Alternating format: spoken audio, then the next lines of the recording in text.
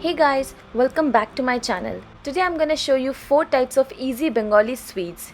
You can make these sweets at home without any struggle. So let's start the recipes, but before that, make sure to subscribe to my channel. I post new recipes every week. Starting off with 1 liter of full fat milk. I'll always recommend you to use full fat cow milk. I have tried all kinds of milk like toned, 2%, skim or even buffalo milk, but cow milk works better than any other milk. Keep stirring the milk and let it come to the boil. Now here is the important thing. When you see that the milk has boiled enough or when you can see the bubbles in the milk, then only curdle the milk. If you curdle it early, then the chena or cheese curd will be moist and later rasgulla will break in the sugar syrup. Now I'm diluting 2 tablespoons of vinegar into half cup of room temperature milk. You can do the same with lemon juice, but make sure you dilute it first and then mix it. If you don't dilute it, your chena will be hard. When milk reaches to the boil, turn off the flame and let it rest for exact 2 minutes. After 2 minutes, add the vinegar mixture gradually. Now stir it slowly and let the milk curdle. Milk has curdled now. I'm going to strain it in a bowl using a muslin cloth or any cotton cloth. Wash your chena with some cold water. The reason behind washing it with cold water, one is we are removing the smell and the sour taste of vinegar, which is very important for rasgullas. And second reason is when we add cold water, it will instantly give the chena a texture and it is going to lower down the temperature instantly, which is again very important for rasgullas. Now strain all the extra water by gently squeezing it. Do not squeeze it completely, otherwise the chena will be dry, which obviously we do not want.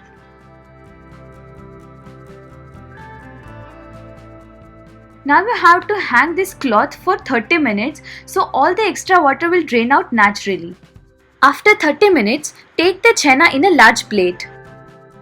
Now knead the chena for about a minute and add 1 teaspoon of corn flour. If you don't have corn flour, you can also add 1 teaspoon of all-purpose flour or maida. Corn flour or maida is going to help in binding.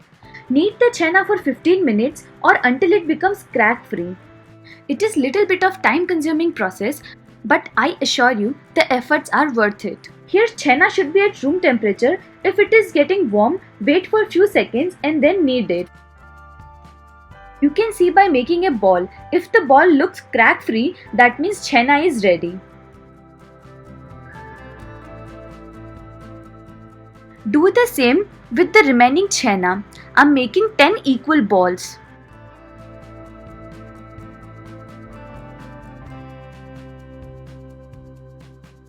Now keep these balls aside and let's prepare the sugar syrup. Take 1.5 cup of sugar and add 5 cups of water in a heavy bottom saucepan. Always use a pan which is big and little deep because balls are going to double in size. Let the sugar come to the boil. If you want, you can add green cardamom or any other flavor of your choice. I'm keeping it plain. Add all the balls one by one and make sure the sugar syrup is boiling. Add one ball at a time and wait for 2 to 3 seconds. Then add second ball and so on. Here 2 things you should keep in mind. First, sugar syrup should be boiling hot. And second, the heat or flame should be high. Once you add the balls, close the pan with the lid and let it cook for 10 minutes at high flame. I'm making it into 2 batches, so I'm adding 5 balls at a time. After 10 minutes, carefully flip each ball and let it cook for 3 more minutes without the lid at high flame.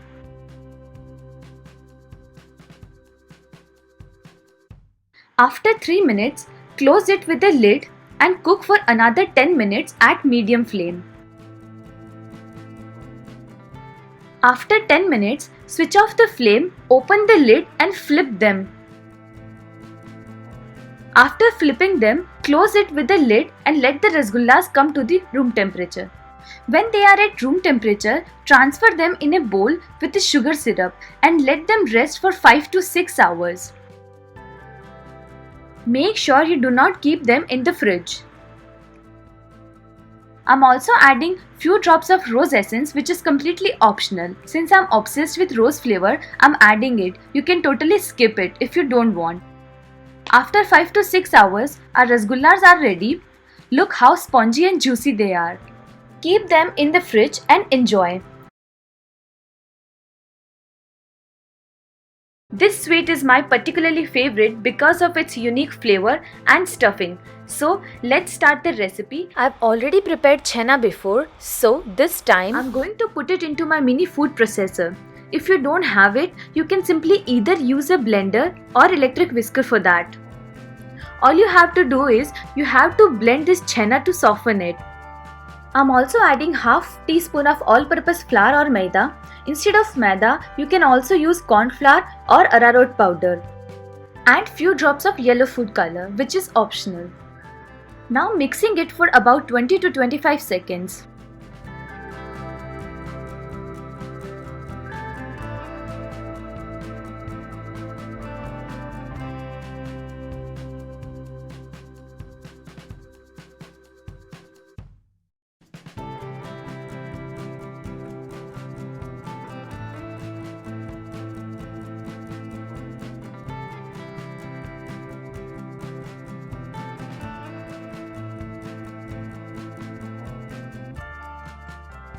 It has been 20 to 25 seconds now. You can check by taking small portion of chena, make a small ball. If the ball looks crack free, that means chena is ready. Look, my ball is looking crack free, that means my chena is ready now. Now I'm transferring this chena into a plate.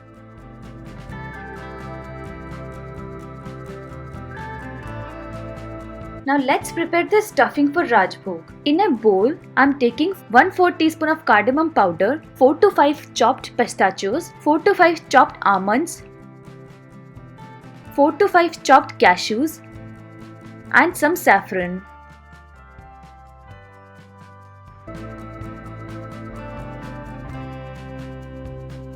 Now I'm taking small portion of the chena, flattening it using my fingers and filling about 1/4 teaspoon of dry fruit mixture.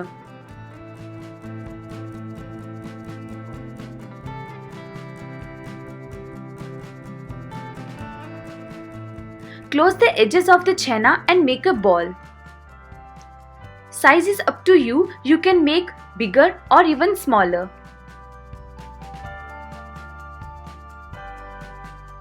Do the same with the remaining chena.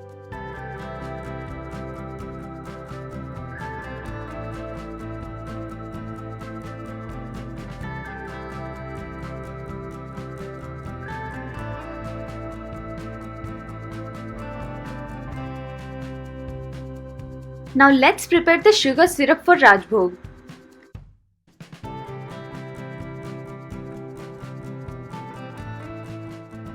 Once the sugar syrup starts boiling, add all the balls one by one.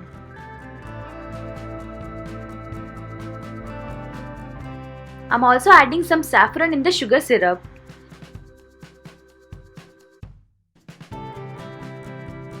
Close it with a lid and let them cook for 20 minutes at medium to high flame. As you can see, all the chana balls have doubled in size.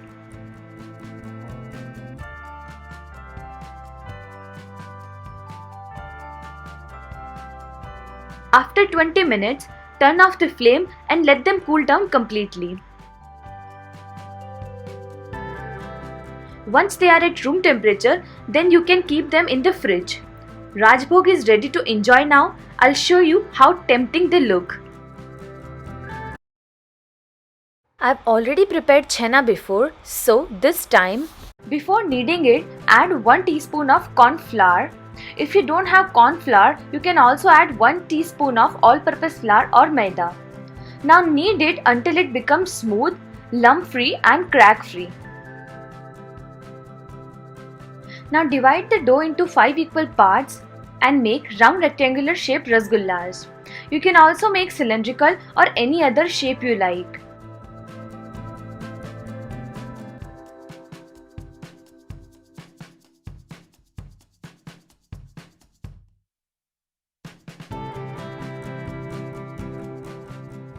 Now our sugar syrup has also started boiling. Add all the prepared rasgullas to it and close it with the lid. Let it cook at high flame for 8 minutes. After 8 minutes, flip each rasgulla using a spatula. Close it with the lid and cook for another 8 minutes. After 8 minutes, turn off the flame and let it cool down for 1 hour. Do not remove the lid, let it cool down naturally. Now I'm making instant mawa or khoya, but if you have at your home, you can totally skip this step. Now I'm adding half cup of milk powder, 1 tablespoon of milk, 4 teaspoon condensed milk in a plate and mix all together. Now heat a pan and add 1 tablespoon of ghee or clarified butter and milk powder mixture to it. Cook it for 2 to 3 minutes at medium flame. Our instant mawa is ready. Transfer the mawa into a plate and let it cool down. Now add 2 to 3 drops of rose essence and a drop of red food color.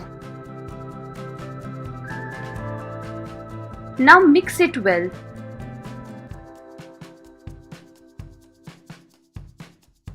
Our sandwich stuffing is ready now. It has been 1 hour now. Keep all the rasgullas on a mesh to remove all the extra syrup.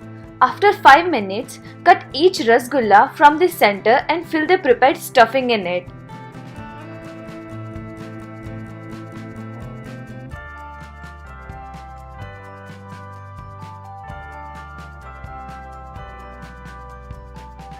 Our rose rasgulla sandwich is ready. Cut it into 2 parts and garnish with some pistachio and dry rose petals. I've already prepared chenna before, so this time I'm going to put it into my mini food processor. If you don't have it, you can simply either use a blender or electric whisker for that. All you have to do is you have to blend this chenna to soften it. I'm also adding half teaspoon of all-purpose flour or maida. Instead of maida, you can also use corn flour or arrowroot powder. And few drops of yellow food color, which is optional. Now mixing it for about 20 to 25 seconds. It has been 20 to 25 seconds now. You can check by taking small portion of chenna, make a small ball. If the ball looks crack free, that means chenna is ready. I'm making small balls out of this chenna. These are about 40 balls, which are sufficient for 5 servings. Once the syrup comes to the boil, add all the balls at once. If your pan is small, make 2 batches of rasgullas.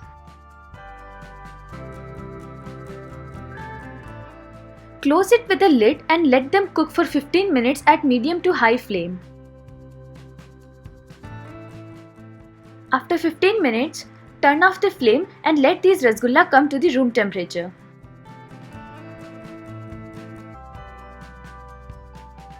Now making rabdi. For that, I'm mixing some dry fruits. In a bowl, I'm taking 1/4 teaspoon of cardamom powder, 4 to 5 chopped pistachios, 4 to 5 chopped almonds, 4 to 5 chopped cashews, and some saffron. Keep this bowl aside and let's prepare the kheer. I'm adding 1 liter of full fat milk in a heavy bottom saucepan. Stir it continuously and let the milk simmer for 30 minutes at low to medium flame. Once the milk has reduced to half or when the milk starts thickening up, add dry fruit mixture. Now I'm not adding sugar, I'm adding half cup of sugar syrup of rasgullas because it has that saffron and rasgulla flavor, and also it is a good way to utilize that extra sugar syrup.